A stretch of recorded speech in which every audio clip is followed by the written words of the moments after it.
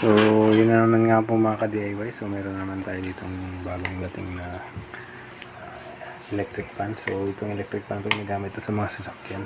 So, nakikita nyo. So, bali, pinalitan ko lang siya ng connector. So, ang connector kasi na nakakabit sa kanya is yung pangsaksak sa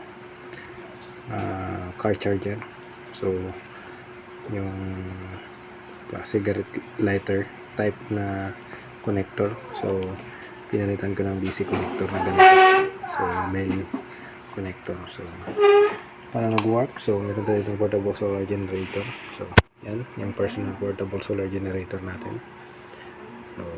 So ito yung saksakan niya. So, may built-in na tayo dyan. So, bali itong electric fan na ito is gagawa natin ng maliit na battery pack. So, para pag may magamit tayo sa mga area na pag walang kuryente. So, gagawa ko ito siya ng battery pack na maliit para madali bit-bitin. So, yan. So, napakalakas ang hangin niya. So, kung ilang watts siya. So, kung ilang watts siya makikita niyo dito. Nakubak yan.